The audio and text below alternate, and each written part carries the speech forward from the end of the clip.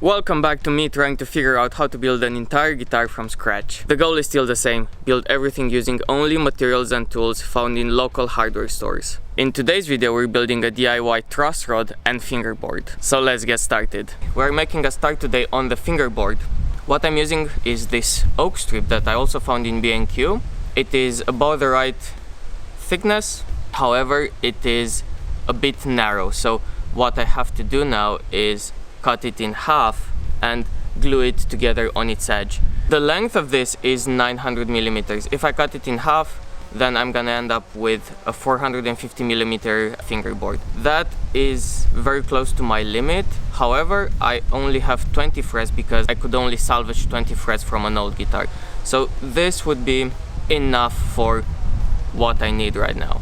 I made a shooting board and I'm gonna use the hand plane to joint the edges so they can glue up together nicely.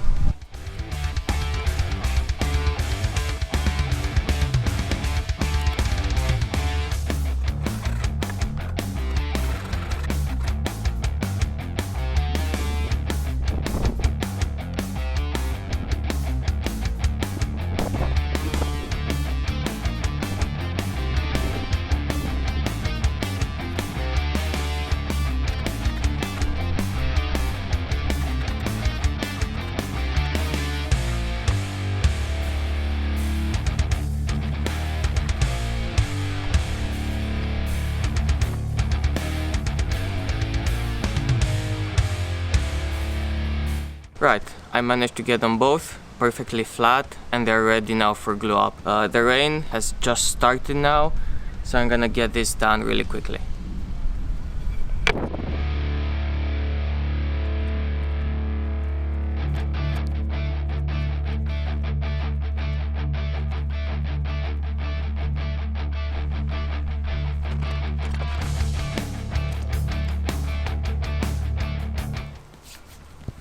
Okay, glue up is done, rain has just started.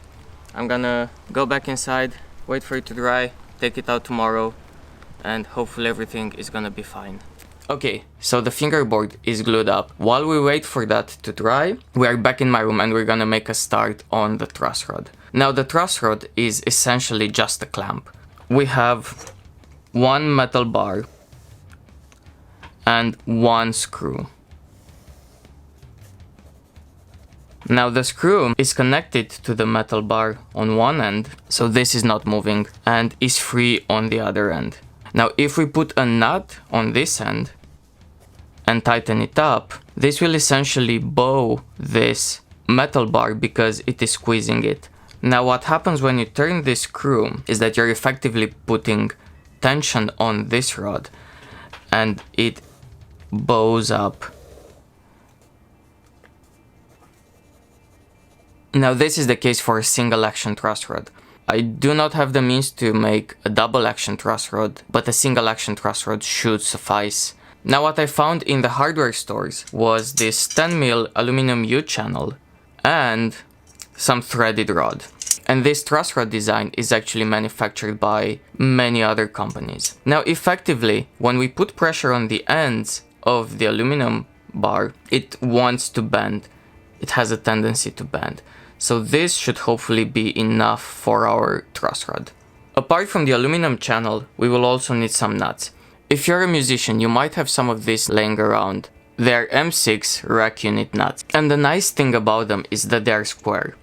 For the truss rod nut, the bit that we actually interact with, I'm going to use this M6 connector nut, which you can find at any hardware store. I'm going to also use a hex cap screw, so we have a nicer positive interaction with the truss rod.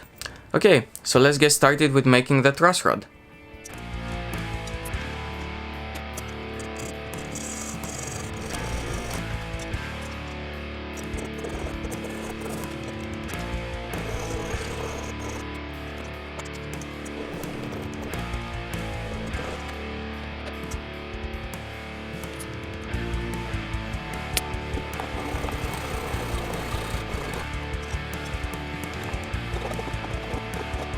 Now we have the aluminum channel and the threaded rod cut to length, and we're gonna start working on the fixed end of the truss rod.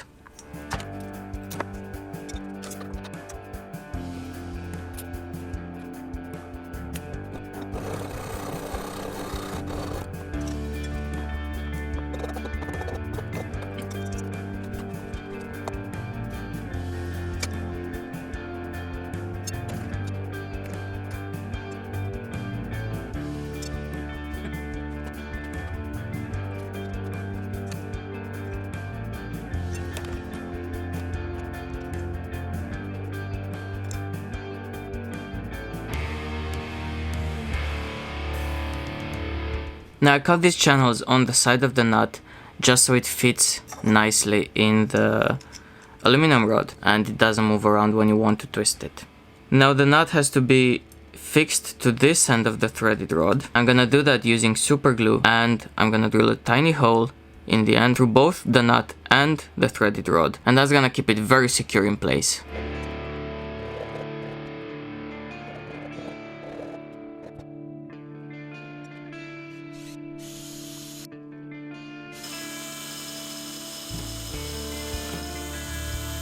Well then, I broke the drill bit, but it's fine because that drill bit will just stay in there and I don't have to drive another pin in it, so it worked out in our favor in the end. Quite pleased with the result. Now let's get on to the next end, which is the one that will be free.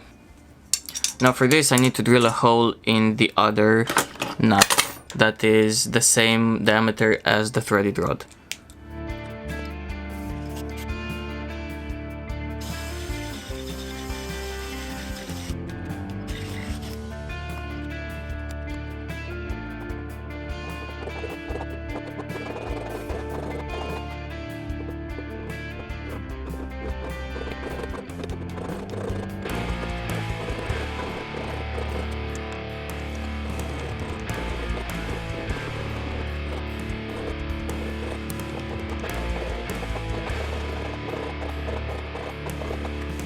Okay, now this doesn't look bad at all.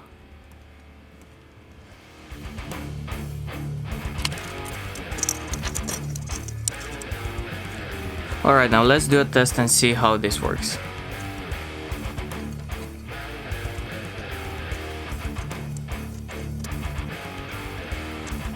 Okay, now as you can see, when you tighten the nut over here, there is a slight bend in the aluminum channel. Let me zoom out. Yeah, so when you tighten this nut here, there will be a slight bend, which is enough. It is more than enough for what we need with this guitar. Now what I want to do is a little more work on the nut itself. You see, it still has this hexagon shape and I want to get rid of that. I want to make it nice and round, and I also want to attach this hex bolt in this securely. I will do the same trick with drilling a hole and hammering a pin in.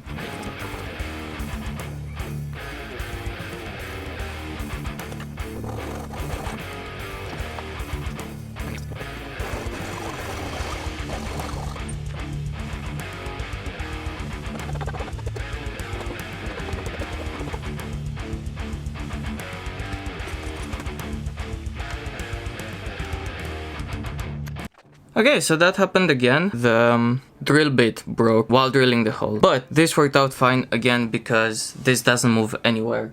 Alright, so the nut is almost finished. It does look quite nice, but we can make it look even nicer. We can start rounding up the hard edges and then put it on a drill and file it smooth.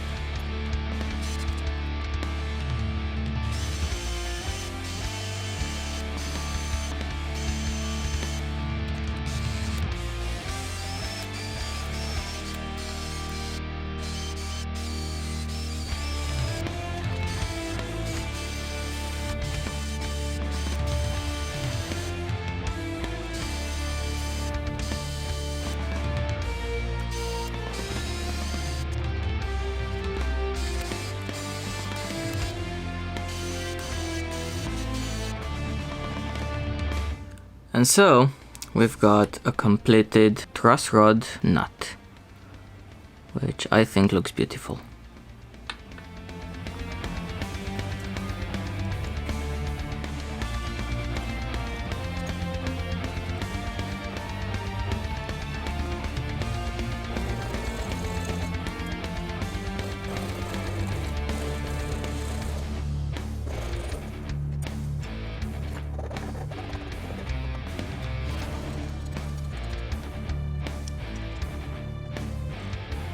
Okay, we have a complete truss rod and I'm very pleased with this.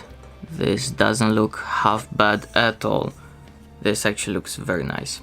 I'm now going to put some tape on the threaded rod itself so it doesn't rattle and it keeps the rod centered in the U-channel.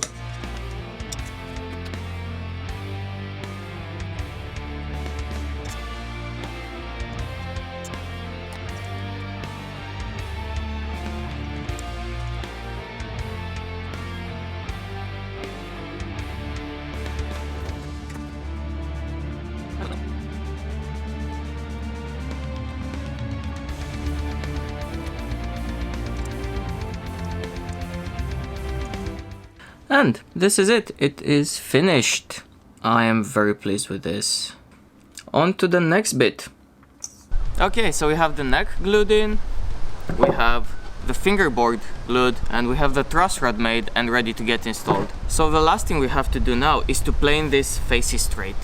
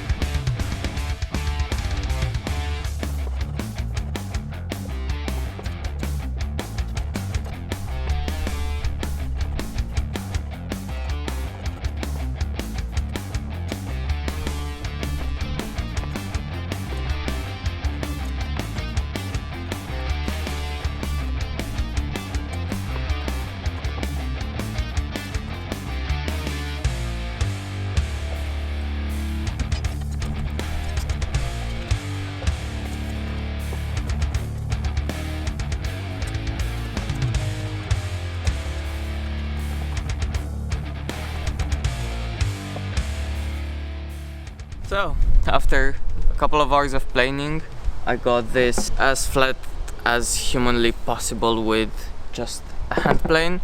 I now have a good surface to glue the fingerboard to, and all I have to do now is go and plane the fingerboard flat.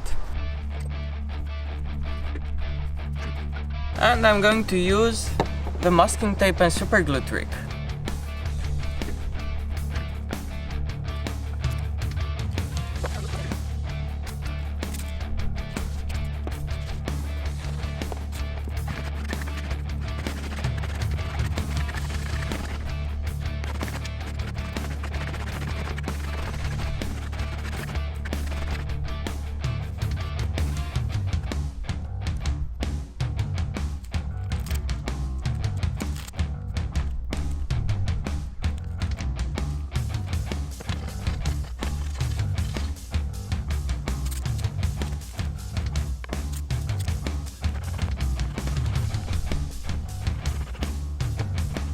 And with that, we're finished with the fingerboard, and we're finished for today's episode. Make sure you subscribe to stay tuned to this build. Like the video if you liked it. Thank you all for watching, and I will see you next time.